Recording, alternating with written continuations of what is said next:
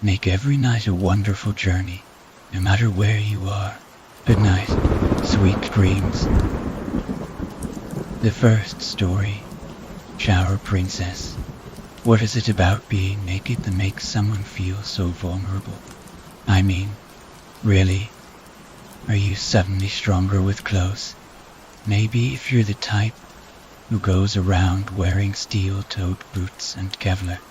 But if you are, something tells me that even in the buff you probably know more than the average Joe about self-defense and would stand a good chance in a fight either way. I attribute my particular fear of having to fight nude to the classic Psycho. Chalk it up to poor parenting that my earliest childhood Halloween-esque were not spent dressed as Snoopy out getting mountains of candy, but were instead spent in a darkened room, alone, and with access to cable TV. The shower scene always stuck with me, traumatized me, you could say, and brought many a day where family fights would erupt over me, staying firmly locked in the single shared bathroom till I was fully clothed and ready to face whoever was on the other side of the door. It is a habit, a fear, which saved my life a little over a year ago. I live in a big city, and with it comes big city crimes. Nightly news reports of robberies, shootings, and the like are not uncommon. Still, I like to think myself well protected.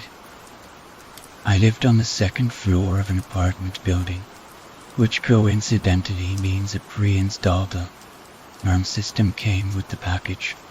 The front desk was manned at all hours of the day, and my place was at the rear of the building, facing another building directly behind my own. I could see their 24-hour security guard booth from my bedroom window, and between us sat a whole dividing wall. You could say that the nightly news didn't give me much bother. All those thoughts of security went out the aforementioned bedroom window in the course of a single night. I normally take my showers in the morning, but this evening I just felt like soaking under the hot water for relaxation more than for hygiene. I went through my pre-shower check, front door locked, windows locked, sliding door locked, alarm up. I sauntered into the bathroom and firmly closed and locked the door behind me. I stood under the warm jet stream, eyes closed and hands outstretched toward the water, soaking in the calm when I heard a rattle. I quickly opened my eyes and ripped back the shower curtain. The door was closed. The handle was still. It wouldn't have been the first time I imagined the scene. I took a deep breath and slipped back into the water, tried to let it go and relax my now tense muscles. A few minutes passed. It must have been my mind. And then I heard a thump on the door and the rattle once again. One hand slammed down on the water faucet, while the other once again tore back the curtain. The door was still closed. But I was sure that it wasn't my imagination anymore.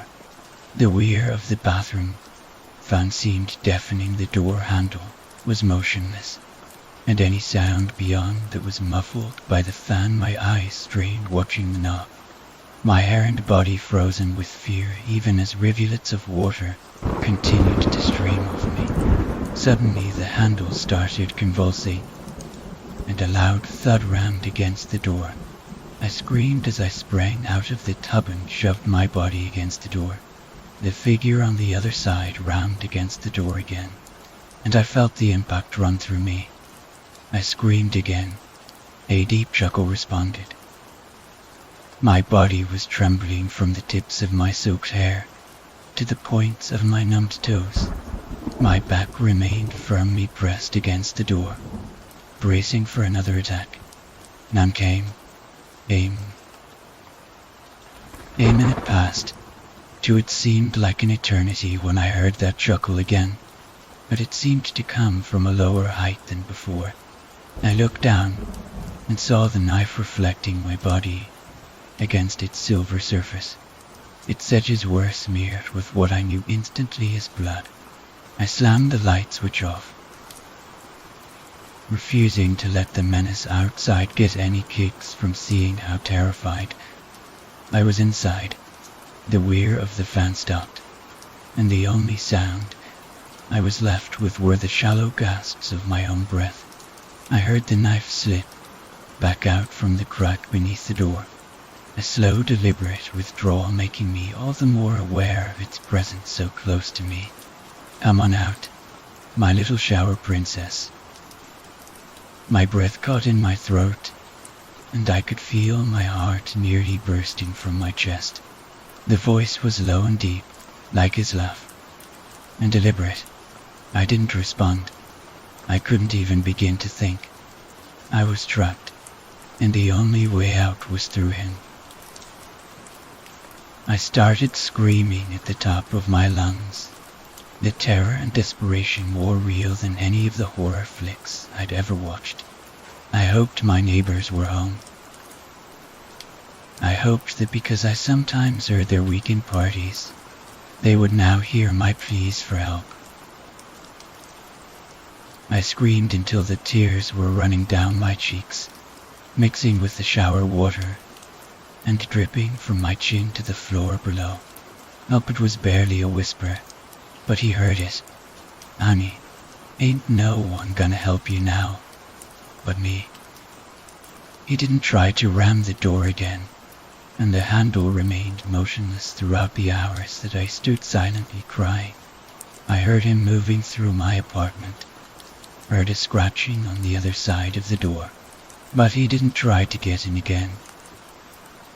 I stood like that in the dark, cold, wet, and naked until the rays of daylight began to shine from underneath the bathroom door. I didn't know if he was still there, waiting, and so I just stayed where I was, waiting. It was 11 in the morning when I heard the shouts at my front door. I couldn't understand them, but I screamed in return. I heard my front door shatter, and the quick thud of many boots rushing into my apartment. "Ma'am? Ma'am, where are you?" I demanded that the officer push his ID underneath the door before I opened it.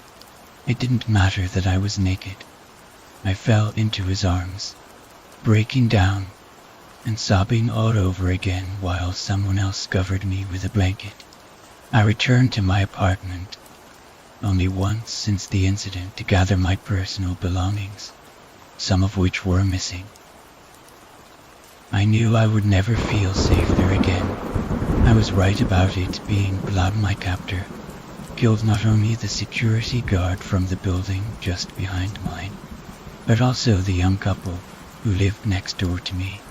My alarm system was bypassed by a simple magnet, and the latch on my sliding door was easily pried open.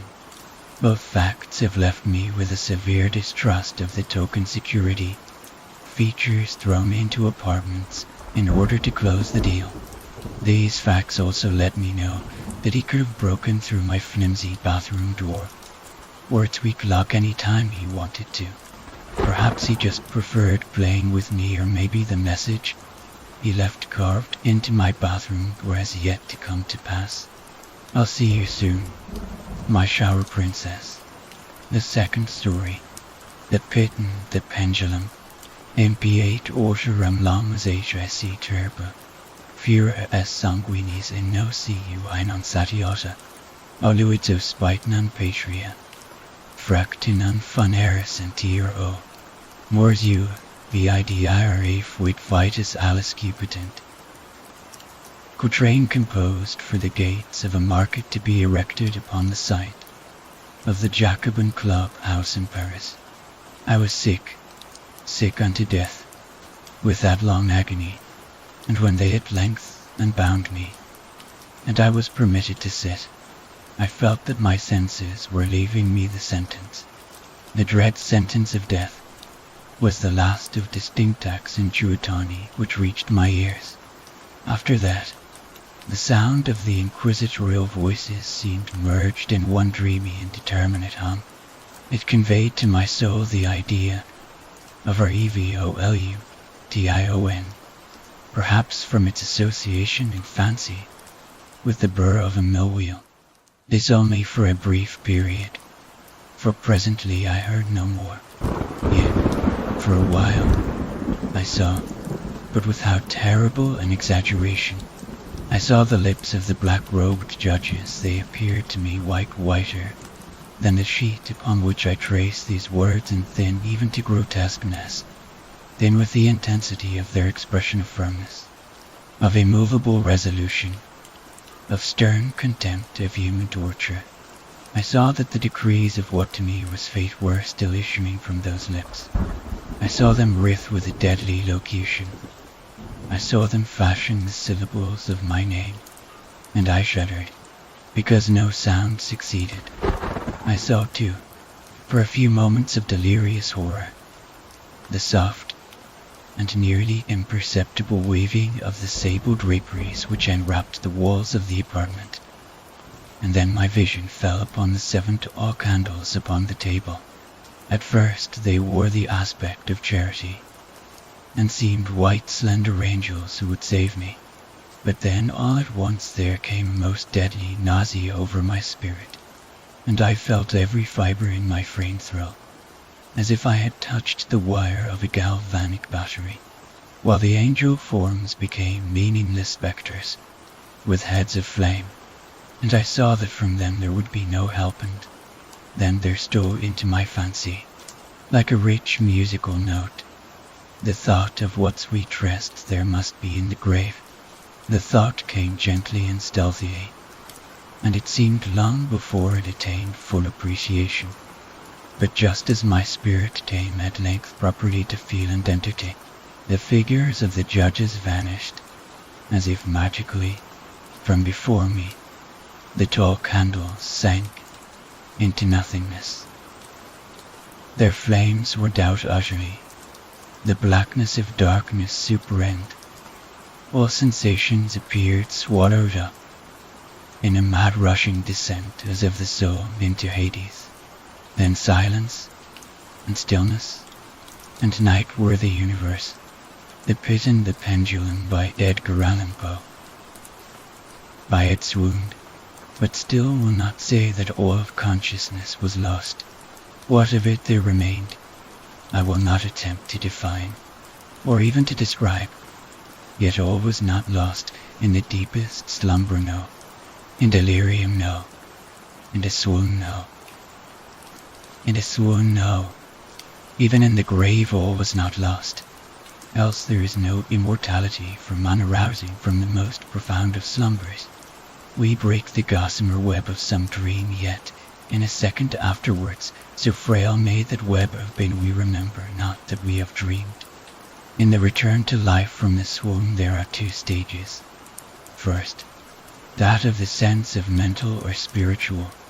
Secondly, that of the sense of physical existence. It seems probable that if, upon reaching the second stage, we could recall the impressions of the first, we should find these impressions eloquent in memories of the gulf beyond. And that gulf is what? How at least shall we distinguish its shadows from those of the tomb? But if the impressions of what I have termed the first stage are not at will recalled, yet, after long interval, do they not come inviting, while we marvel whence they come?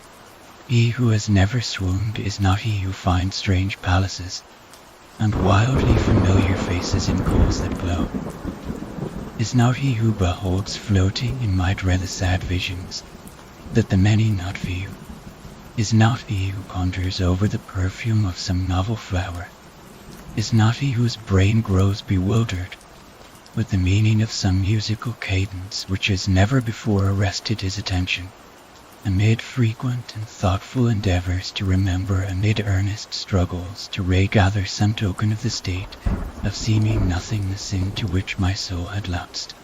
There have been moments when I have dreamed of success. There have been brief, very brief periods when I have conjured up remembrances which the lucid reason of a later epoch assures me could have had reference only to that condition of seeming unconsciousness.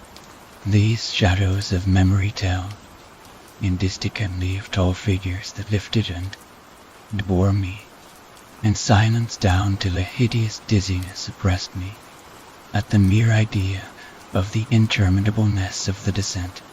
They tell also of a vague horror at my heart on account of that heart's unnatural stillness.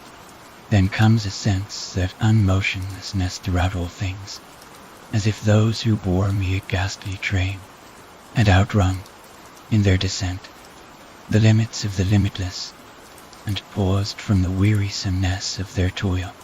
After this I called to mind flatness and dumbness, and then all is NES as the madness of a memory which busies itself among forbidden things. Very suddenly there came back to my soul motion and sound, the tumultuous motion of the heart, and in my ears the sound of its beating, then a pause in which all is blank, then again sound and motion and touch, a tingling sensation pervading my frame, then the mere consciousness of existence, without thought, a condition which lasted long, then, very suddenly, THOUGHT, and shuddering terror, and earnest endeavor to comprehend my true state, then a strong desire to lapse into insensibility, then a rushing revival of soul and a successful effort to move, and now a full memory of the trial, of the judges, of the sable draperies, of the sentence, of the swoon, then entire forgetfulness of all that followed, of all that a later day, and much earnestness of endeavor have enabled me vaguely to recall. So far I had not opened my eyes. I felt that I lay upon my back and bound. I reached out my hand, and it fell heavily upon something damp and hard. There I suffered it to remain for many minutes, while I strove to imagine where and what I could be. I longed, yet dared not, to employ my vision. I dreaded the first glance at objects around me. It was not that I feared to look upon things horrible, but that I grew aghast lest there should be NOTHING to see. At length, with a wild desperation at heart, I quickly unclosed my eyes. My worst thoughts, then, were confirmed. The blackness of eternal night encompassed me. I struggled for breath. The intensity of the darkness seemed to oppress and stifle me. The atmosphere was intolerably close. I still lay quietly, and made effort to exercise my reason. I brought to mind the inquisitorial proceedings, and attempted from that point to deduce my real condition. The sentence had passed, and it appeared to me that a very long interval of time had since elapsed. If not for a moment did I suppose myself actually dead. Such a supposition, notwithstanding what we read in fiction, is altogether inconsistent with real existence. But where and in what state was I? The condemned to death, I knew, perished usually at the autopsies, and one of these had been held on the very night of the day of my trial. Had I been remanded to my dungeon to await the next sacrifice, which would not take place for many months, this I at once saw could not be. Victims had been in immediate demand over my dungeon, as well as all the condemned cells at Toledo, at stone floors, and light was not altogether excluded. A fearful idea now suddenly drove the blood in torrents upon my heart, and for a brief period I once more relapsed into insensibility. Upon recovering, I at once started to my feet, trembling convulsively in every fibre. I thrust my arms wildly above and around me in all directions. I felt nothing, yet dreaded to move a step, lest I should be impeded by the walls of a tomb. Perspiration burst from every pore, and stood in cold big beads upon my forehead.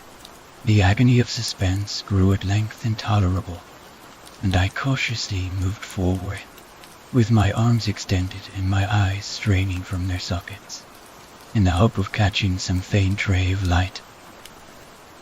I proceeded for many paces, but still all was blackness and vacancy. I breathed more freely. It seemed evident that mine was not, at least, the most hideous of fates, and now, as I still continued to step cautiously onward, there came thronging upon my recollection 1,000 vague rumors of the horrors of Toledo. Of the dungeons there had been strange things, narrated fables.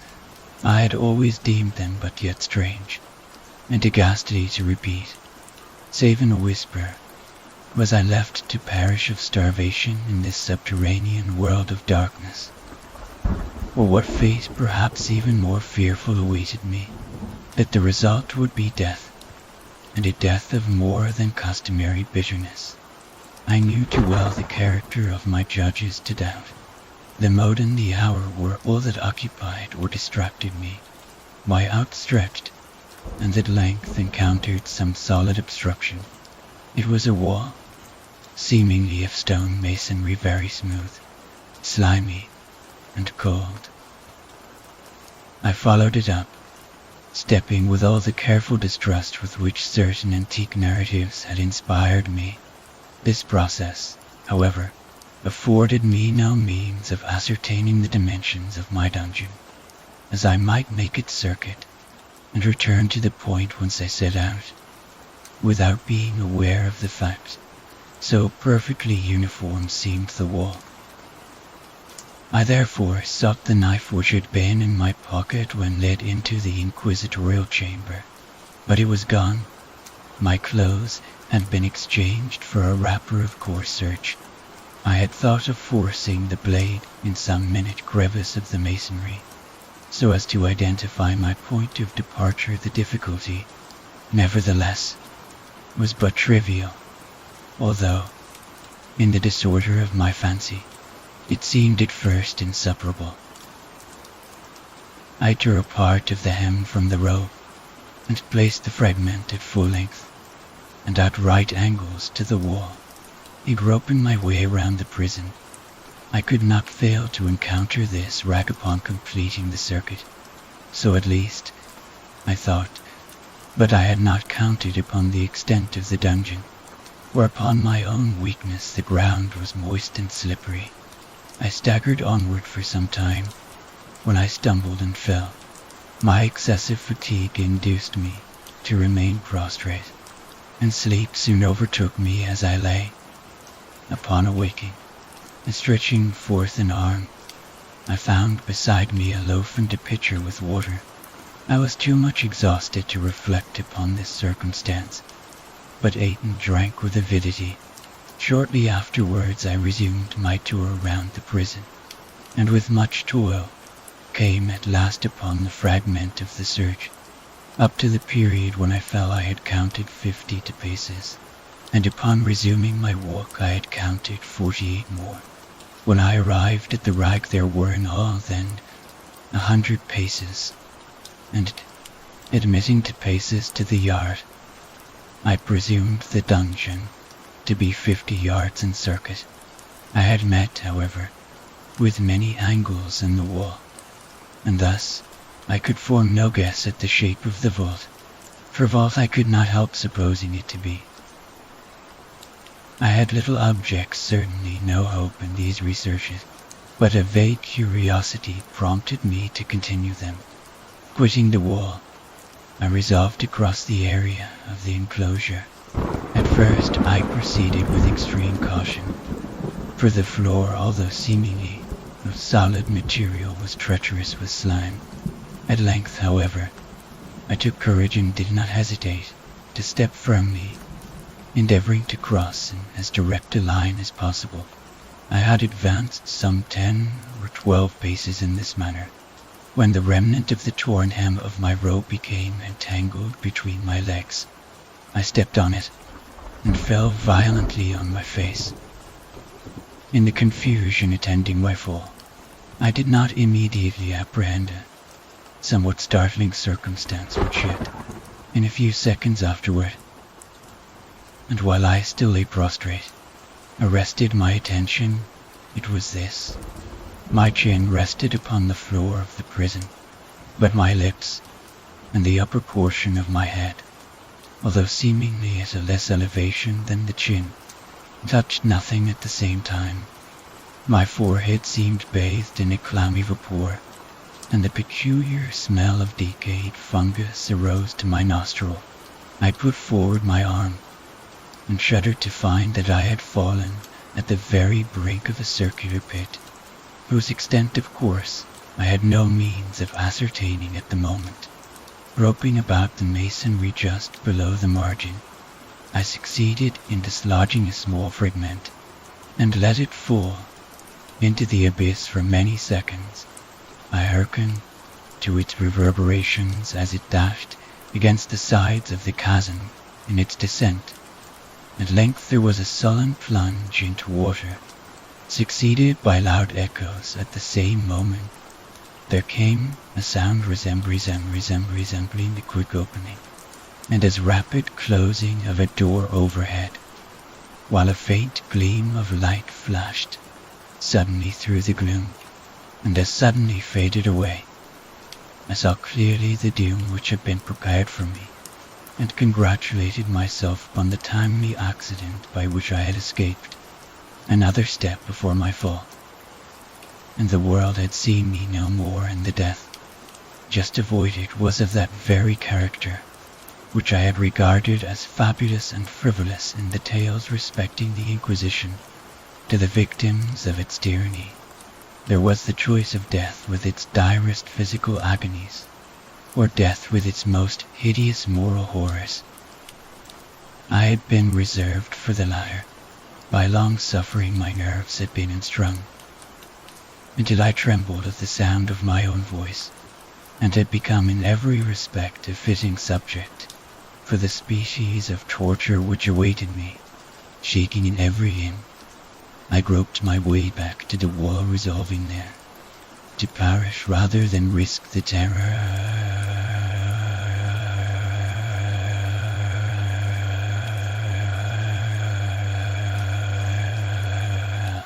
of which my imagination now pictured many in various positions about the dungeon. In other conditions of mind I but had courage to end my misery at once by a plunge into one of these abysses. But now I was the veriest of cowards. Neither could I forget what I had read of these pits, that the and extinction of life formed no part of their most horrible plan. Agitation of spirit kept me awake for many long hours, but at length I again slumbered. Upon arousing, I found by my side, as before, a loaf and a pitcher of water. A burning thirst consumed me, and I emptied the vessel at a draught. It must have been drugged, for scarcely had I drunk before I became irresistibly drowsy. A deep sleep fell upon me, a sleep like that of death. How long it lasted, of course, I know not.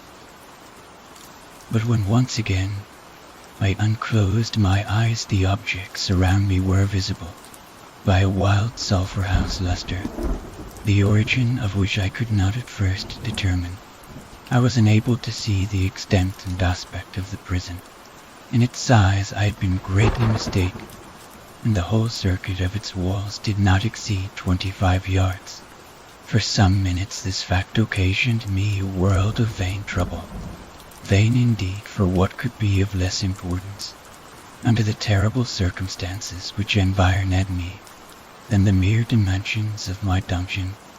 But my soul took a wild interest in trifles, and I busied myself in endeavors to account for the error I had committed in my measurement. The truth at length flashed upon me. In my first attempted exploration, I had counted 50 paces up to the period when I fell. I must then have been within a pace or two of the fragmented surge. In fact, I had nearly performed the circuit of the vault. I then slept, and upon awaking, I must have returned upon my steps. thus supposing the circuit nearly double what it actually was. My confusion of mind prevented me from observing that I began my tour with the wall to the left and ended it with the wall to the right. I had been deceived too in respect to the shape of the enclosure. In feeling my way, I had found many angles, and thus deduced, and thus this idea of great irregularity. So potent is the effect of total darkness upon one arousing from lethargy or sleep. The angles were simply those of a few slight depressions or niches at odd intervals. The general shape of the prison was square. What I had taken for masonry seemed now to be iron, or some other metal in huge plates, whose sutures or joints occasioned the depression. The entire surface of this metallic enclosure was rudely daubed in all the hideous and repulsive devices to which the charnel superstition of the monks has given rise. The figures of fiends and aspects of menace, with skeleton forms and other more really fearful images, overspread and disfigured the walls. I observed that the outlines of these monstrosities were sufficiently distinct, but that the colors seemed faded and blurred, as if from the effects of a damp atmosphere. I now noticed the floor too, which was of stone in the center beyond the circular pit, from whose jaws I had escaped, but it was the only one in the dungeon. All this I saw indistinctly and by much effort, for my personal condition had been greatly changed during slumber. I now lay upon my back, and at full length, on a species of low framework of wood. To this I was securely bound by a long strap resembling a Circe eagle. It passed in many convolutions about my limbs and body, leaving at liberty only my head and my left arm, to such extent that I could by dint of much exertion supply myself with food from an earthen dish which lay by my side on the floor. I saw to my horror that the pitcher had been removed. I say to my horror, for I was consumed with intolerable thirst. This thirst it appeared to be the design of my persecutors to stimulate, for the food in the dish was meat pungently seasoned. Looking upward, I surveyed the ceiling of my prison. It was some 30 or 40 feet overhead, and constructed much as the side walls. In one of its panels a very singular figure riveted my whole attention. It was the painted figure of Time, as he is commonly represented, save that in lieu of a scythe he held what at a casual glance I supposed to be the pictured image of a huge pendulum, such as we see on antique clocks. There was something, however, in the appearance of this machine which caused me to regard it more attentively. While I gazed directly upward at it, for its position was immediately over my own, I fancied that I saw it in motion in an instant. Afterward the fancy was confirmed. Its sweep was brief, and of course slow. I watched it for some minutes, somewhat in fear but more in wonder wearied. At length, with observing its dull movement, I turned my eyes upon the other objects in the cell. A slight noise attracted my notice, and looking to the floor, I saw several enormous rats traversing. Yet they had issued from the well which lay just within view, to my right. Even then, while I gazed, they came up in troops hurriedly, with ravenous eyes, allured by the scent of the meat. From this it required much effort and attention to scare them away. It might have been half an hour, perhaps even an hour, for I could take but imperfect note of time before I again cast my eyes upward. What I then saw confounded and amazed me. The sweep of the pendulum had increased in extent by nearly a yard. As a natural consequence, its velocity was also much greater.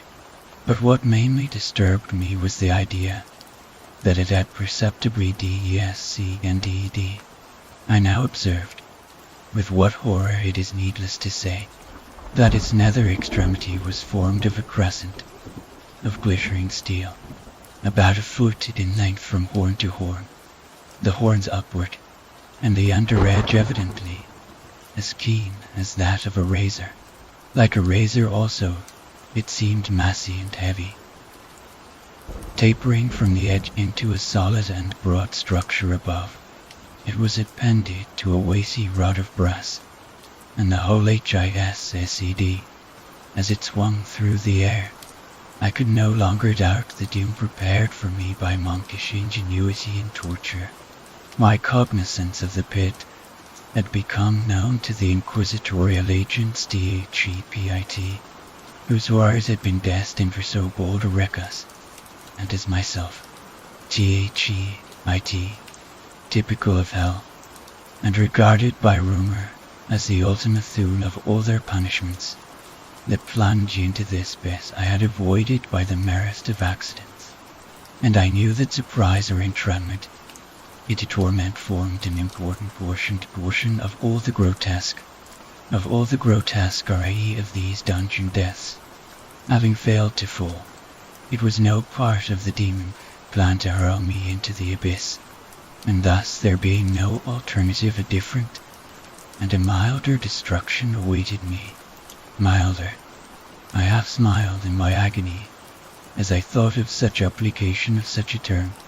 What boots it to tell of the long, long hours of horror more than mortal, during which I counted the rushing oscillations of the steel, inch by inch, line by line, with a descent only appreciable at intervals that seemed ages down, and still down it came.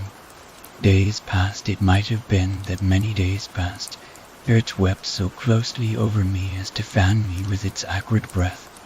The odor of the sharp steel forced itself into my nostrils. I prayed, I wearied heaven with my prayer for its more speedy descent. I grew frantically mad, and struggled to force myself upward against the sweep of the fearful scimitar. And then I fell suddenly calm and lay smiling at the glittering death as a child at some rare bauble. There was another interval of utter insensibility. It was brief, for upon again lapsing into life there had been no perceptible descent in the pendulum. But it might have been long, for I knew there were demons who took note of my swoon, and who could have arrested the vibration at pleasure.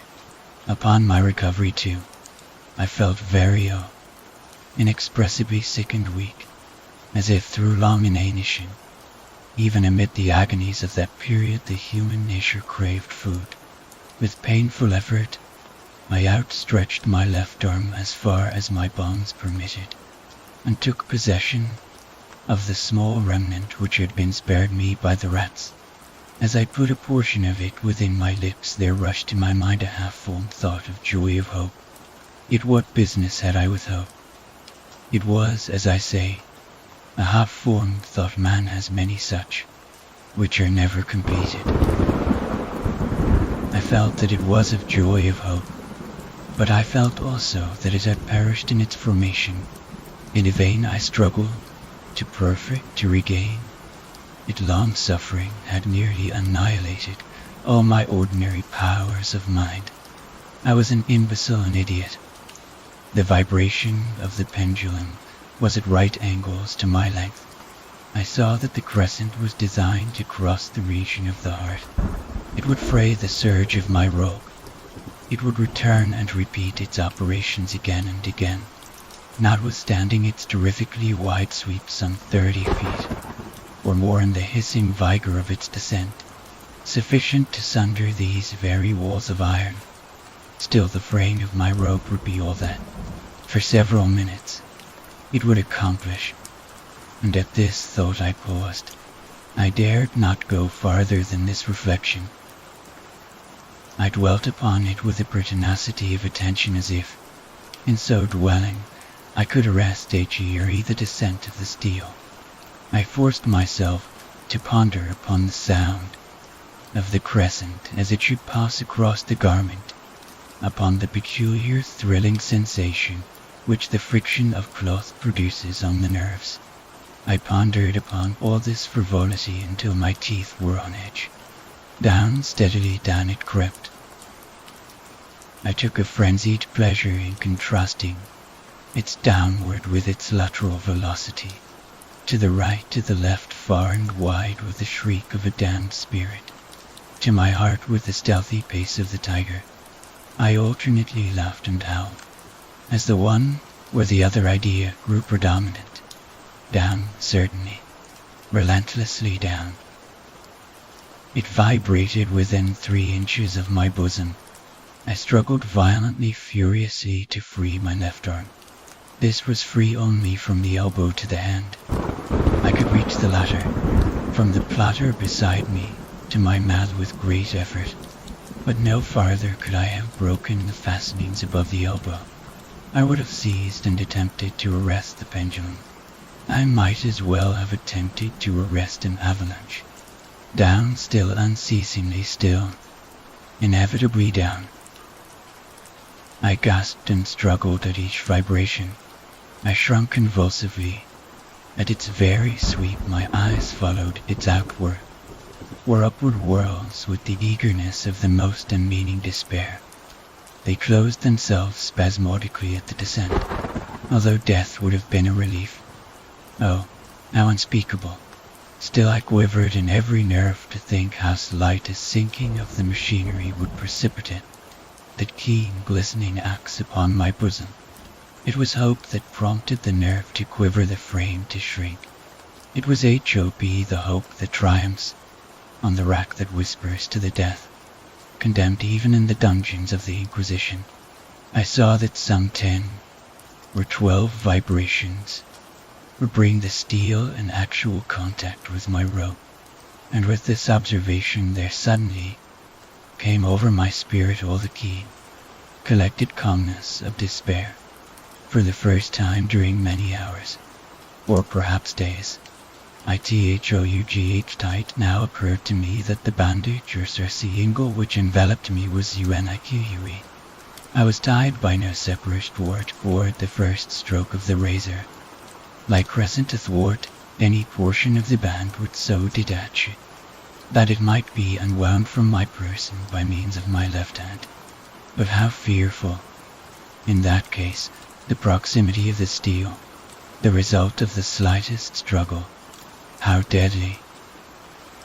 Was it likely, moreover, that the minions of the torturer had not foreseen and provided for this possibility?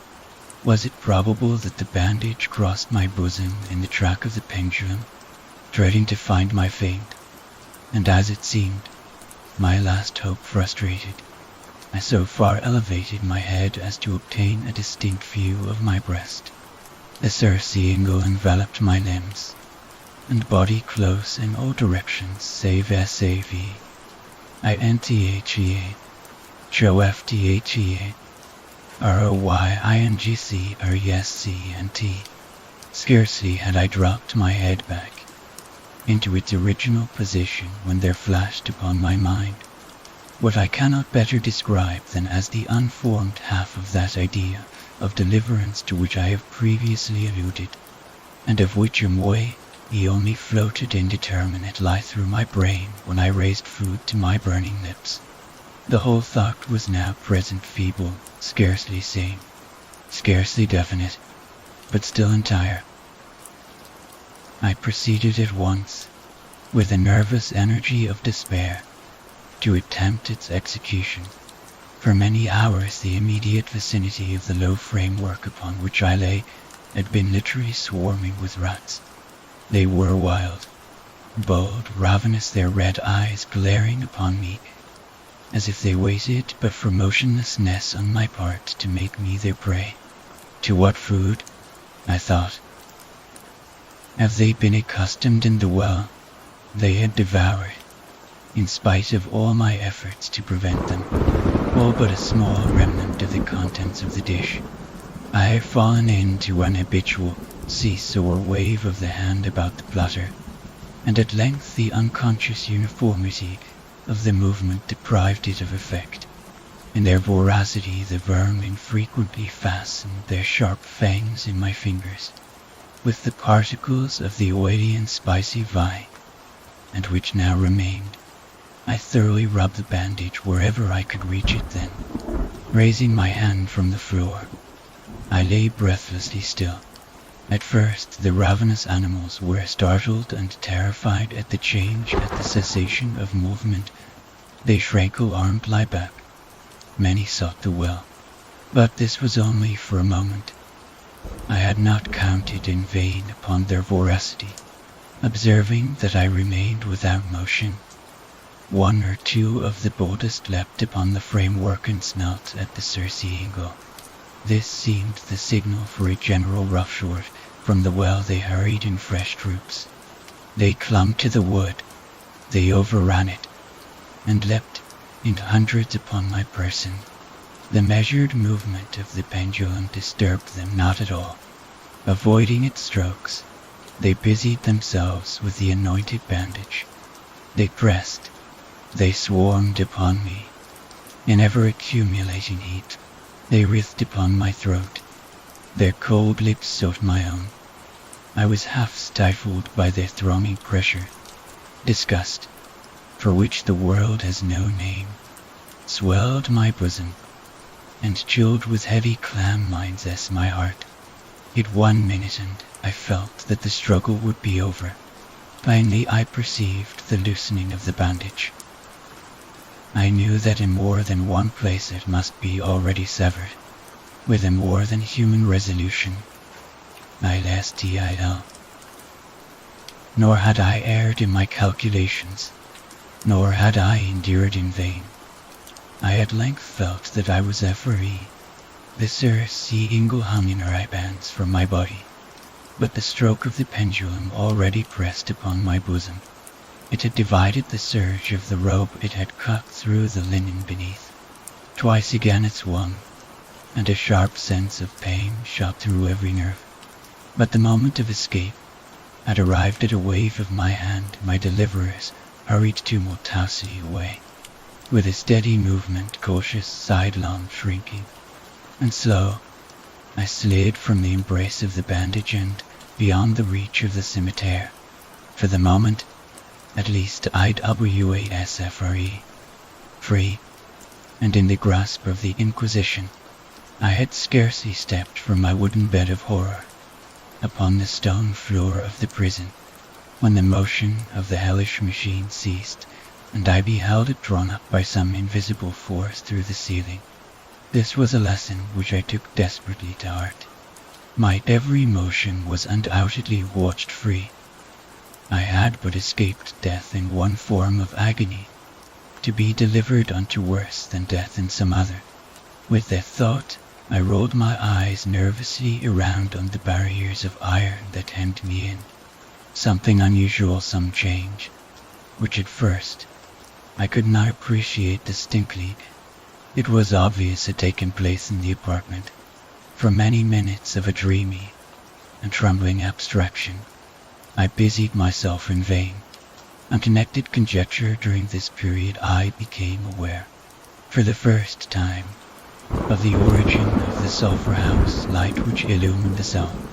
It proceeded from a fissure about half an inch in width, extending entirely around the prison, at the base of the walls which thus appeared, and were completely separated from the floor.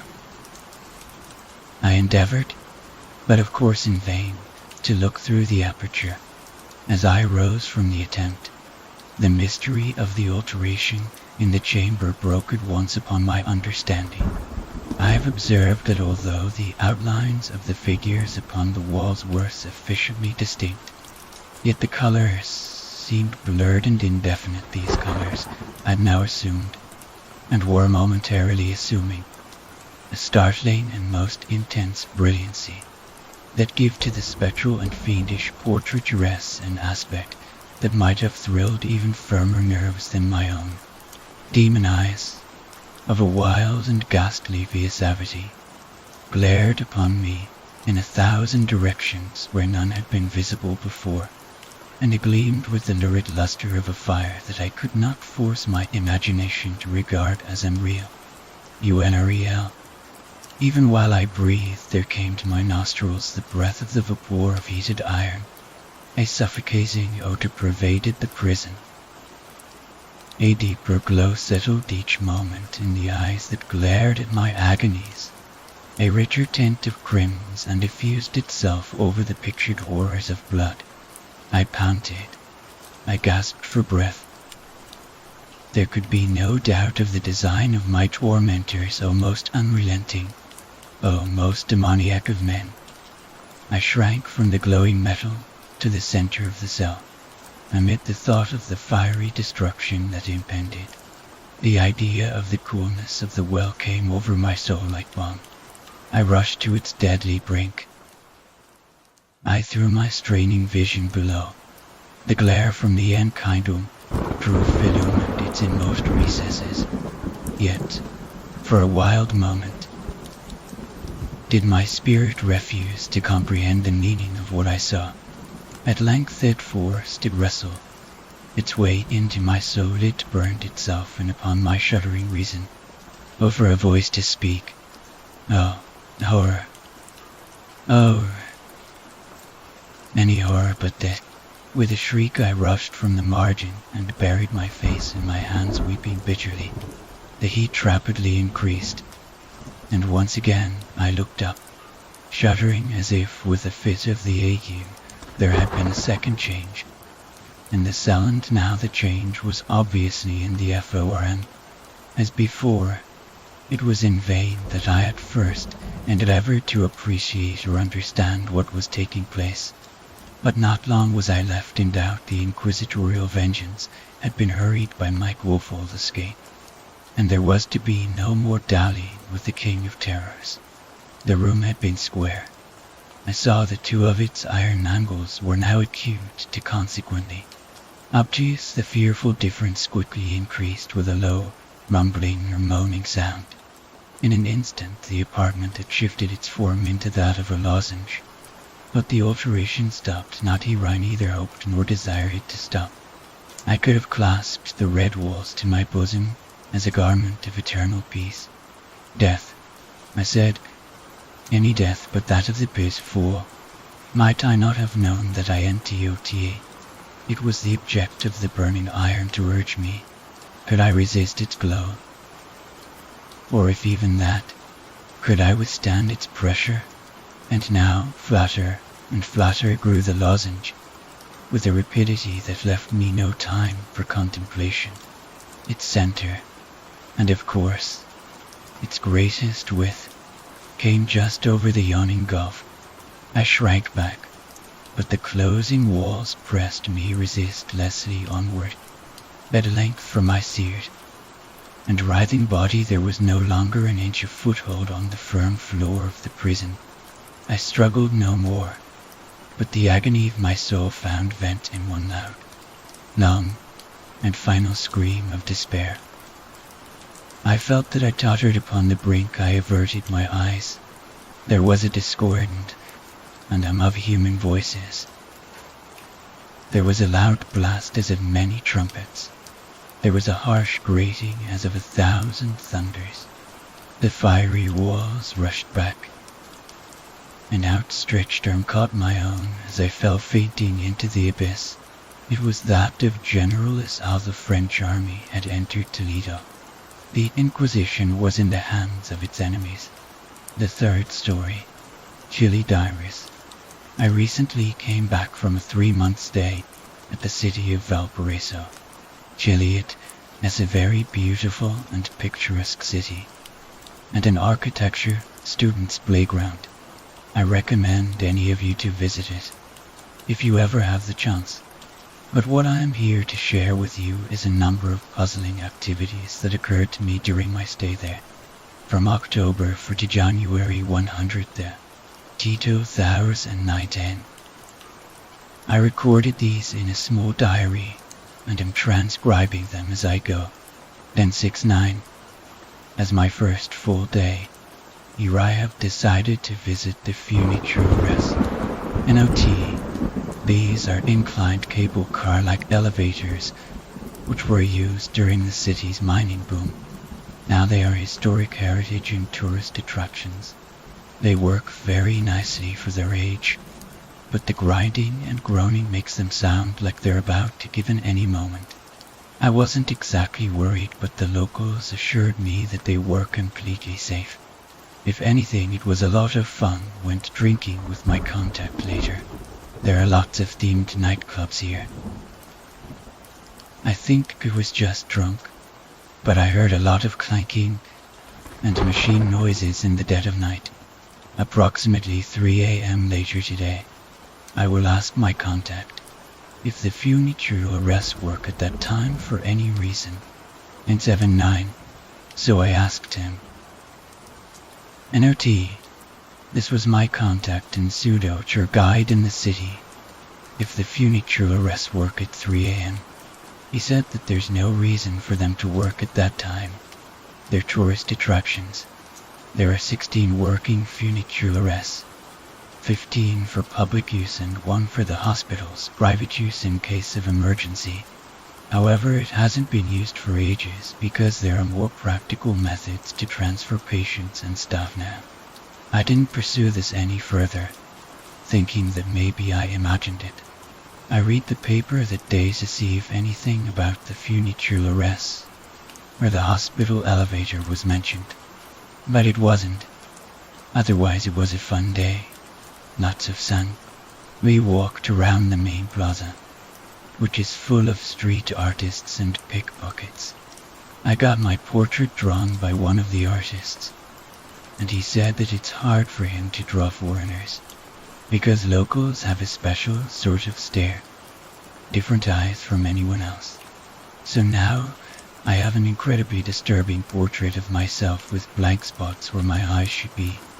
I only paid him half the accorded price. 10-11-9. Valparaiso is full of labyrinthine walkways made of cobblestone. They're really thin and cover the whole city, but they're not recommended for walking around at night. Not as much because you might get mugged, but rather because you may get lost. A lot of paths in Valparaiso lead to dead ends or simply end in mid-air. I'm serious. I mostly admired the graffiti in the vine-covered houses, visited Pablo Neruda's NOT, an important Chilean poet and Nobel laureate residence. There's a lady who tends to her plants very early in the morning. It's weird because she has a very small house. The plants kind of overtake the place and they very thick vines, like a piece of jungle, was cut out and placed on her front porch. She's short, stubby, wears flower pattern end dresses and hums songs to herself. She seems nice. 10-15-9. Valparaiso has a huge port with lots of gigantic cargo ships unloading their big colored boxes. Watching all of this go on busy days is more fun than it sounds like. There are also lots of local managed tourist boats, so many of them that they form tight clusters close to the shore, so that you can use them as stepping stones, jumping from one boat to another, and actually get pretty far away from the shore. Took one of these tours and saw some creepy jellyfish. There's a man who sits on the shore apparently. He does this every day, and is known by people as El Sordo, the deaf man. He doesn't talk when spoken to, but occasionally he blurts out short phrases in a very loud voice, which leads people to believe he's deaf. I guess he must be. During my time there he spoke. It would be very fun to go on one of those ships and hitchhike to Africa or Japan. Wouldn't it be funny if he did it? 10-17-9. Got mugged today. It was obvious seeing as I was walking down the plaza in the dead of night. I was trying to hear something from the funeral arrest again. He was a glue sniffer, I think. They're common here. Fortunately, I didn't have much on me and got out unscathed because someone suddenly appeared on the other end of the plaza and the guy took off. Didn't see who or what he was. He kept on his way and I just ran back to my apartment. And 10-18-9. and chastised me and reminded me of where I am not supposed to go at night. Then we went drinking because I guess that's how things are resolved between foolish tourists and angry tour guides. 10:19:9. Okay, I heard them again. There are definitely sounds coming out of the funicular dock at around 3 a.m. in the morning. They're very loud, like machines are being crushed against each other down there. What's different is that I heard people yelling over the sounds this time. Again, I read the paper and asked people, and nobody knows what the fuck I'm talking about. Most of them dismissed me as a crazy tourist. There is no way that nobody else heard that. I don't know if it's the hospital elevator or not. 10:23:9. The deaf guy from the dock has disappeared. He went and sat on that same spot every day for the last 3 years. So everyone assumes something bad has happened to him. Nobody knows where he lives. He was probably homeless, or how to contact anyone who knew him. Locals have assumed that he made good on his promise to jump on one of the cargo ships or drowned in the process. Very cynical about it. I guess he was a pest. 10:25:9. Okay, they found him when he got caught in a fishing net. He's all bloated by now, although I didn't see the body. Him just told me over coffee this afternoon. Apparently there were jellyfish wrapped all around him. Could it be that they dragged him to a watery grave? God, that's stupid. Also, the garden lady looked at me weird today. I'm starting to get unnerved by that Isla sketch. It was thinking of it as a quirky SOUVNIR, but now I just want to throw it away, and says I should keep it. Has been taking me to a lot of places lately. 10:29:9. There haven't been many entries, because I have already visited most of the places that I was interested in visiting. Most of the last few days has been eating and drinking with them, walking around town and joining the locals in various activities, most of which I'm terrible at. I did convince Atamo go on the funicular again to see if I caught anything strange or interesting. I talked to the operator for about half an hour, and he says that the funiculares have never worked that late at night. He did mention in passing that there were originally about 26 of these elevators, many of which were torn down along with the old hospital, which was replaced by the currently working Carlos Van Buren Hospital. Apparently most of this was demolished after it became unusable thanks to the 1985 earthquake. I was not aware of this. I was thinking about doing some exploring since I'm getting bored. 10:31:9. Halloween's been very fun but also very strange. When I got mugged, this guy showed up in the distance and saved me, and out of the corner of my eye I saw someone dressed up, kind of looking at me a couple times. The plaza was full of people in strange costumes, so I never did as much as catch a glance of him. It would have been futile to try and chase him in the crowd, and dressed up as a jellyfish. No, seriously. He did a bit of sketch with a friend of his where they make a comedy out of the dead man from the dock's death.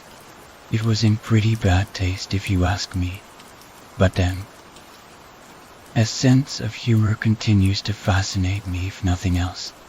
I asked him about the torn down hospital in passing, and if any of it was left. It turns out there is. I'm seriously considering doing some exploration now. I think I heard the machine sounds again, but I'm pretty sure I was just dreaming this time. 11:19. I was drunk. I didn't notice that there were vines crawling up my apartment building. Nothing unusual here. I'm feeling pretty heavy-headed and hungover today. We'll ask about hospital lady with the garden. 11:09. For the last few days I've been gathering information about the torn down hospital. the nocturnal funicular elevators, and the earthquake of 1985. Mostly I asked him about it, and he gave me some background info. But I was cautious not to press too much or he'd become suspicious of me wanting to go there. It's a dangerous area for sure, and if I get hurt or killed it'll be at his expense. So obviously, he'll do everything in his power to stop me. Most of the other recon was done at the very beautiful cafes and restaurants overseeing the city. A lot of them are managed by Europeans who backpacked their way here years ago and decided to stay. You know the type. Middle-aged, chain-smoking bohemians. Most of them were here during the earthquake and had some pretty scary stuff. Apparently a prison came tumbling down and a lot of the inmates escaped. Total chaos. Something similar happened in Chinche, Peru, 2007. An OTE. This refers to the August 2007 Peru earthquake where thousands of Chinche citizens lost their lives and homes. I did some voluntary work there in 2008, and it smelled of death. But most of the info isn't necessary. In reality, I've just been arming myself with courage to go here. The truth is that creepy old place exploration is something I have had the opportunity to do several times but never went through out of fear. 1159. I'm definitely going through with this. I have a basic outline of the area in my head from several reports from locals, and I have a flashlight and a pocket knife ready. Although I'm not sure if that would be any useful in defending me. If this is my last diary entry, I sure will end up looking like an idiot. I had to cancel an appointment with Mate Nice, so I fear that he will be suspicious, and I doubt he'll know where I'm going. He doesn't have a way of contacting me, but hopefully he won't break into my apartment or something. Oh, I saw something strange today. The sketch artist who drew my eyeless face seems to draw EV or YO any incomplete. I saw him doing a portrait of this woman, who was DEFI, NITEL, a local speaking Valparaiso vernacular, and her mouth was missing on the portrait. I guess he's a little crazy or thinks it's a cute gimmick. It's sad because my portrait's disturbing factor has gone down. It's time to explore. 123.9. I fell through the hole and into the basement of the abandoned hospital, and figured I would go there and drag me to the functional hospital. Just woke up now. Everything is blurry. Nurses said I shouldn't strain my vision. My Spanish isn't so great, but they've been insulting me as they tend to me. I sort of deserve it for being so stupid. I haven't said anything. However, I remember hearing the sounds. I think I was getting closer. I'm having a strange recurring hallucination, where black tendrils start crawling up the room walls and my bed. Someone stands at the doorway laughing sometimes. 11:25:9. Feeling a little better now, but still hallucinating or dreaming. Not sure. Contacted my family to let them know I'm fine. Family kind of bitched at him over the phone, although I told them it was my fault. They want me to come back as soon as I'm discharged, but I'm not doing it. I offered to pay him the full 3-month fee right then, so he would no longer be responsible for me. But he strangely turned me down. My eyes are having trouble focusing on anything right now, so I'm writing really big, starting to have auditory hallucinations. And I think I'm remembering things about the hospital exploration night slowly, but I'm not sure what is real and what isn't. 11:39. Had a bit of relapse and was having trouble staying up. The garden lady left me flowers while I was out, and told me that is so nice of her. NOT. The following is in different handwriting. at the corner of the page. I didn't check previous diary entries during my stay at the hospital, as I was having enough trouble writing, let alone doing extra reading, and noticed these only much later. 7 go home, 12:59. I have finally been discharged. I feel fine, except I get a little wobbly sometimes because my perception gets distorted. A lot of things seem to have changed in Valparaiso while I was out. Haven't seen garden lady tending to her plants. They're growing a bit out of hand. The vines around my building have gotten Marie LLY out of hand. I asked other residents if anyone was planning on trimming them, but they say it's been like that forever. There's another man who does about exactly the same thing as the guy who drowned. Sits on the port all day and occasionally says things. They say he's just an idiot trying to keep the legend of the man alive. People have been insulting and throwing things at him, but he won't budge. He's a lot more cheerful and go-lucky than I would assume him to be after my accident. I guess he's trying to cheer me up, but he's keeping me on a tight leash at the same time. I think it's over between urban exploration and me. Just now I've noticed that the pocket knife I took on that night with me is missing. I must have dropped it at some point in my eyeless portrait, which I taped up on my wall. Has gotten really musty and old looking, much more than it should be. Not sure if it's the humidity. Maybe that's making the vines grow as well. I've been having recurring dreams about that night at the abandoned hospital. I'm afraid that I'll start mixing fact with fiction, so I won't record them for now. 12:89. I've been sleeping a lot lately. I can't seem to focus on anything if I remain awake for more than 6 or so hours at a time. Says it's fine and I should take all the time I need to recover. He'll be taking care of business meanwhile. I hadn't mentioned this out of fear or maybe light suspicion, but I think M might have some connections to the drug business.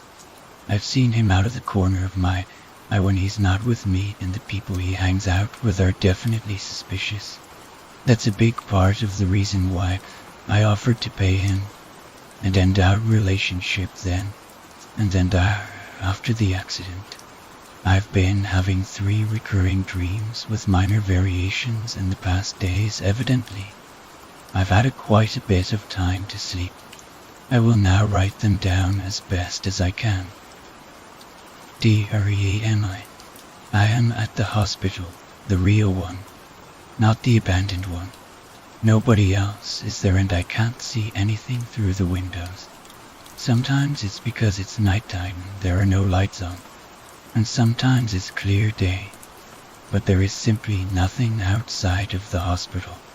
At some point while I walk down the hallway, I suddenly and sharply realize that I have been stabbed in the stomach, and there is black thick pus like ooze flowing out of it. The moment I realize this, the staff comes charging out from literally everywhere and carries me away. I can never remember their faces or any identifying human attributes. They take me to the ABA and EONED hospital, lay me down on a bed in the middle of a dark room, shut the door and lock it. At this point, something starts to emerge from under the bed and take form next to it, as if it were a million tiny creatures forming into one giant one. I tend to wake up somewhere along this point. D-R-E-D-M-I-I. I am walking down a tight street with buildings on either side. There is some sort of makeshift metal beamwork, creating a spitter bear that connects the roofs of the buildings. From this webwork there are children hanging, dressed in rags, pointing and laughing. Other times they are holding knives and pointing them down at me in a stabbing motion. Sometimes Me's with me, sometimes Me's pushing me along as if I were his hostage. Sometimes he's waiting for me at the end of the path. Occasionally he talks, but I can never remember what he says. I always wake up before making it to the end. D-R-E-M-I-I. I was going to write this down, but I suddenly forgot it. I remember Me's in it as well, and it has something to do with the man that drowned. There are only flashes, and hints this seems to evade me. Strange. I think I'm going to look more into those machine sounds. 12-11-9. 3 major developments. 1. And has been very dodgy lately. On one hand, he wants to hang out with me, probably to make sure I don't go around trying to get myself killed, but on the other hand, sometimes he'll disappear for a whole day and I have no way to contact him. He then eventually appears and acts like nothing happened. I don't want to bring his disappearances up, because I'm afraid he'll catch on to fact that he's dealing. I'm fairly sure that he is. 2. The eyeless portrait has been really bothering me lately. Maybe because I temporarily lost my sight after the accident, and the coincidence seems creepy. Maybe because everything else has been a little crazy lately. I threw it out. I went down and tossed it into the trash bin. I turned around and started walking back to my apartment when I heard a really loud crash. A pack of black dogs that looked really starved to just knock the bin over and were tearing my portrait apart. Maybe they were actually looking for discarded food, but obviously it freaked me out a little. 3. I'm hearing the machine sounds every other night. I've set up a tape recorder, since the sounds are so loud, but they always show up muffled on the tape. Mostly I just hear dogs barking and other normal sounds. I played it for one of the Boho CAF owners, and he said he spotted nothing abnormal. This is preoccupying because, well, maybe the sounds are in my head. I was hearing them since before the accident, so am I going insane? Someone needs to do something about those vines. They're getting all the way up the 2nd story and closer to my room. 12:15-9. The garden lady went crazy. She's been yelling at me from the street and I can hear her all the way up here. She keeps yelling at me to go home, to stop tormenting her, to get out of the city. She keeps repeating these things. At first, she sounded angry, but now it's more like she's imploring me. I write this as she continues to scream, so I am a little shaky as I write this. I already told the super to not let her in. I think he's calling the police or an ambulance.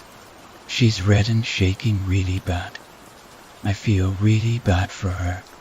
I didn't do anything to her, so there's no reason for her to be doing this at ALL. But I am still worried and scared and feel a little guilty. A few pages left blank. They took her away. Another resident assured me that she'd been senile for a while, but he still seemed wary of me. I just realized that I THINK. The man who saved me from that drugged mugger was the sketch artist. He just walked by my building.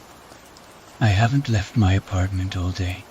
Thankfully, he couldn't have seen his portrait in the trash. That would have been unnecessarily hurtful.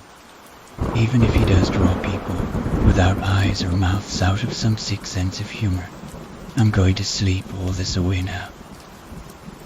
I have a horrible pounding headache. 12:17-9. I finally left my apartment today, and vines are just below my windows. They've grown thicker and drawn thicker and darker, like they've been injected with plant steroids or something. Out of morbid curiosity and slight concern, I checked out the old lady's house. It's abandoned. She's been taken away, and apparently she didn't leave it to anyone. It's covered in these thick, black vines, thicker and more monasty, are worse than the ones at my building. Like they've been given some more time to grow. They've grown wildly. They're creeping into the house and growing over windows. It's kind of disgusting. It's almost like they pulsate. I asked him, and he said these plants grow sometimes where there's very high humidity, but I haven't noticed them anywhere else in the city. There is a growing sense of urgency in my gut somehow. I feel like I shouldn't have thrown that portrait away after all. A few pages left blank. Protectingme.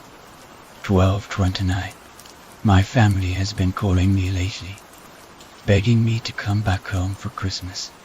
I understand their concern, and it's a fair request, but now I feel like I actually have something to do here.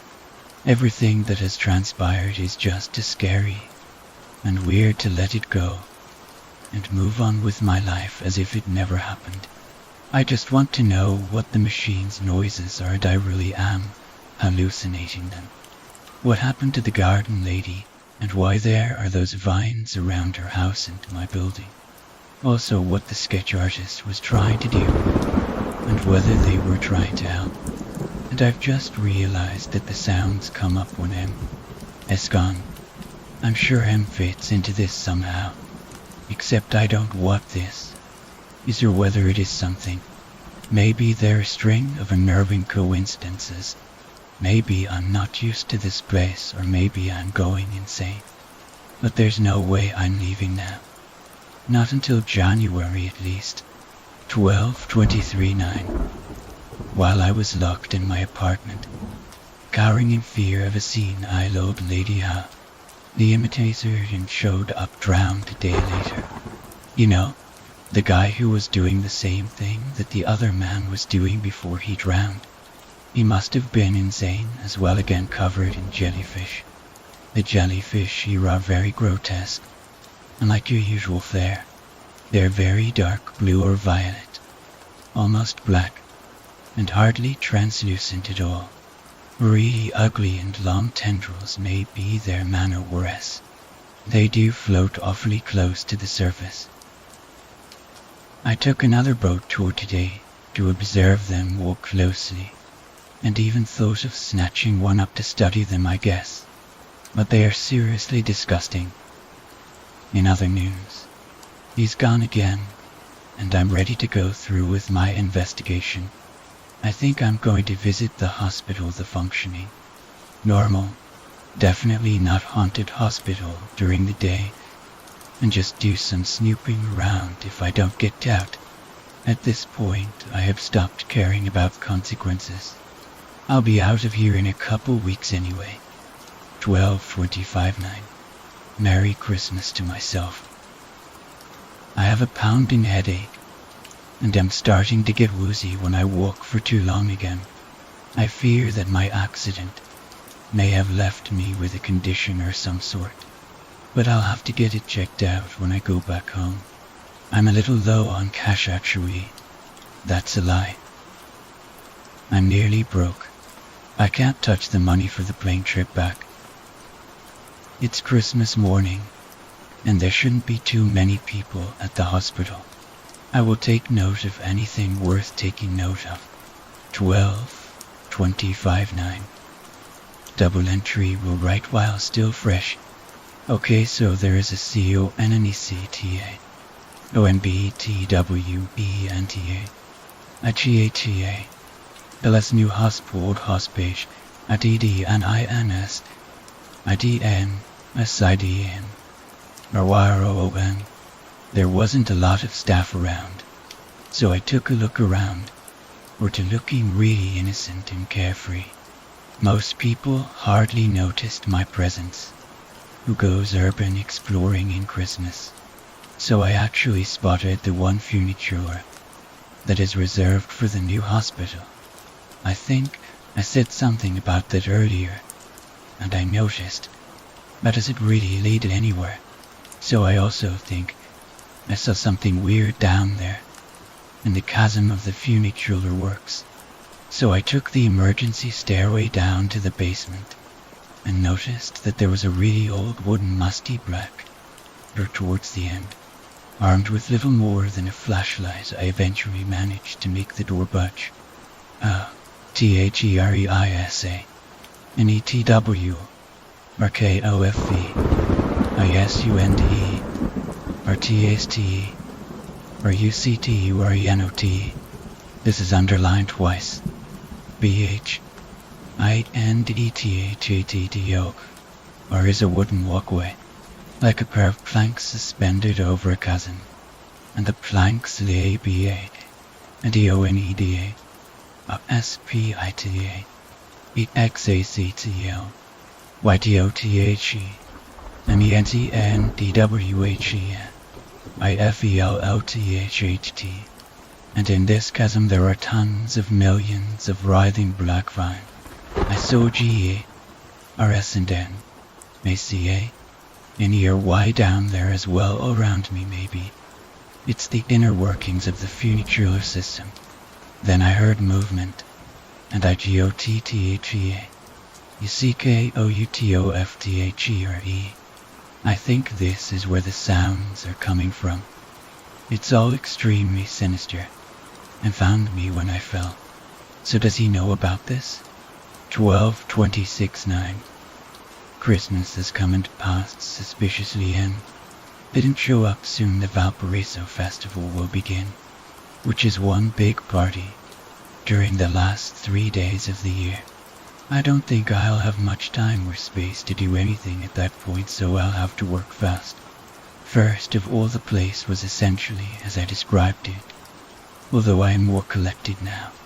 It is a wide, pitch-black opening that connects the basement of the abandoned hospital and the current hospital. The walkway consists of 2 wooden planks, and I couldn't see the bottom of the chasm below. I see that the walls were covered in vines, and there was lots of machinery above and around me. I ran when it started working, and left the hospital immediately. I'm not sure what to make of this. They looked like they were moving. The vines, I mean. Were those really jellyfish? 12/27/9. It finally happened. I caught mainly out today sniffing something out of a jar in an alleyway. I turned around and ran away before he could notice me. Whatever was in the jar was extremely potent because I could smell its stink from where I was, and my headaches have been getting worse since then. Only now have I noticed that the vines around my building have extended and wrapped around my room in sort of spiral formations. One of them is right on my window pane. I took a closer look at it, and looks like it has tiny suckers on it. I'm afraid to touch it. I wonder if this stuff is made into a drug somehow. They don't smell bad though. They just look hideous.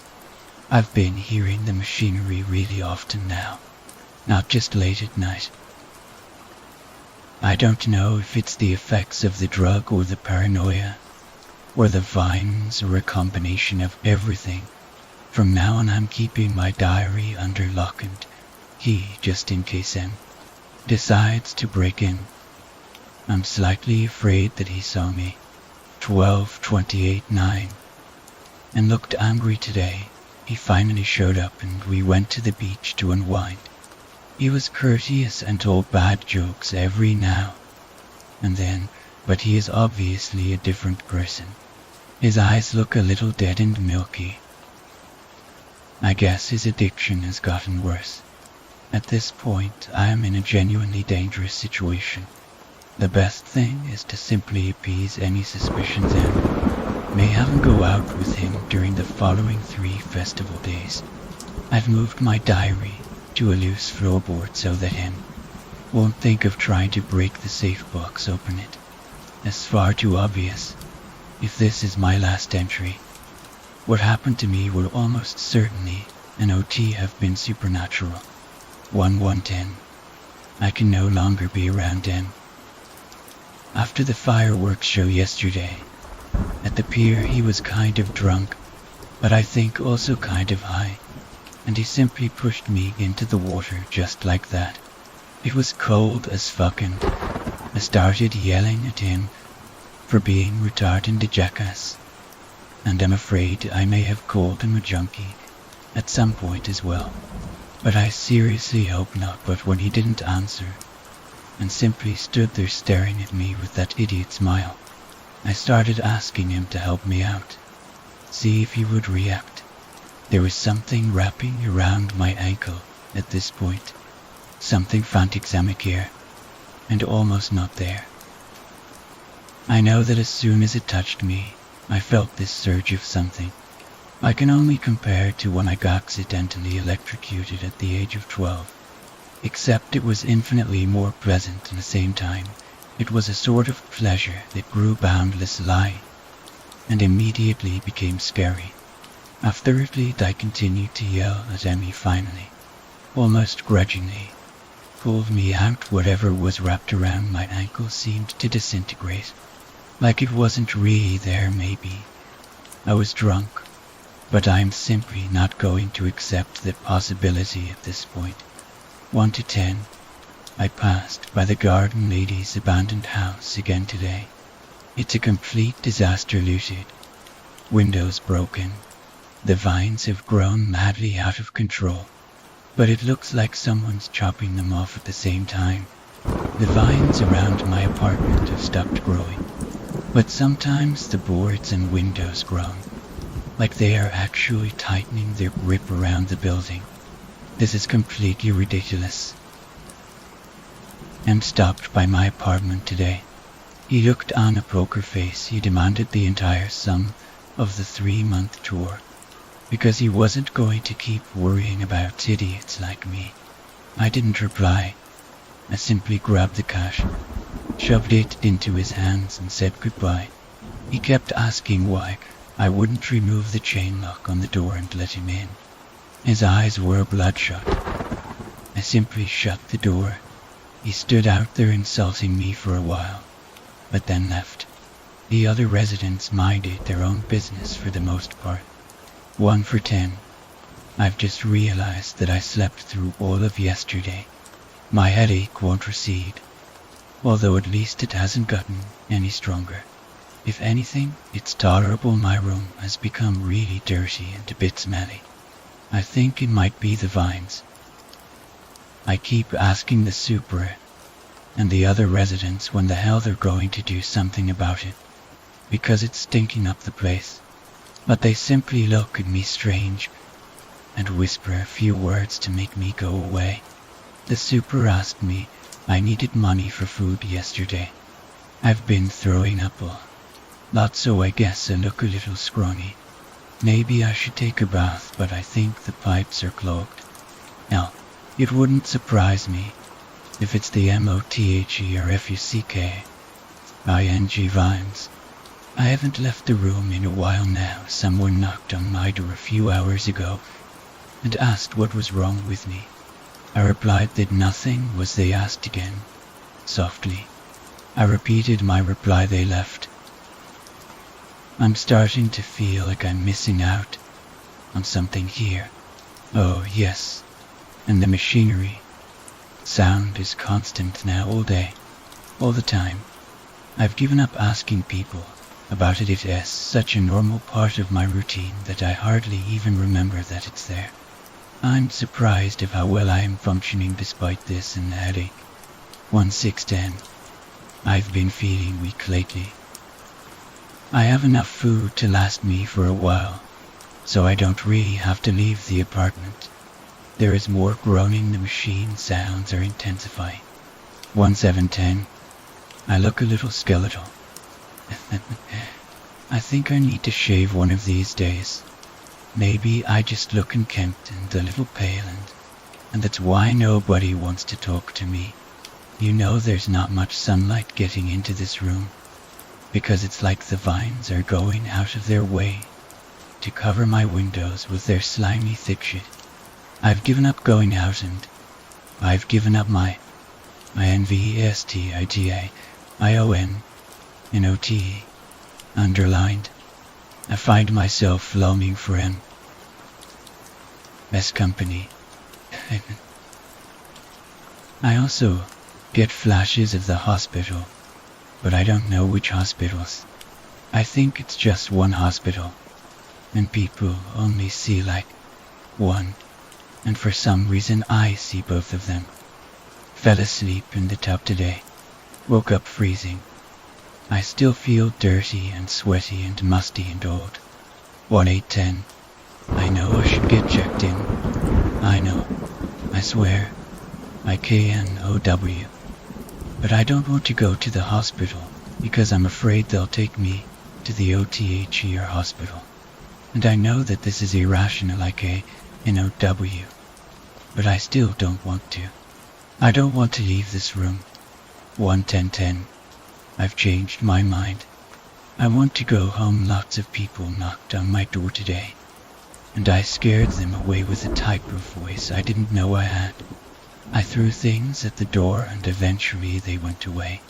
I want to book an earlier flight, but I can't. I crave for something, but I don't know what. I can't keep food down. 11110. Too tired to write. I'm incapable of an erection cute. I think diarrhea. 11210. Today my next door neighbor came with a doctor who resides in the building. They said they would help me, but I said I didn't understand, because as far as I know I don't need any help. But if you could do something about those vines, that would be nice. I said also, make sure that M doesn't come back because I don't want him around. I said, long pause, stressful silence. The apartment groaned. They insisted and I yelled at them. Began with this voice I didn't know I have, that my flight would be here tomorrow and they wouldn't have to deal with me, and they could live in their stupid city, the rest of their vines and their drugs and their crazy hospitals. Finally they left. They just want me out of here. It's okay. I understand it was cute at first, but I overstayed my welcome. It only saddens me that I will never get to the bottom of this. That was the final diary entry. On the flight back, I've omitted thick black bile 3 times.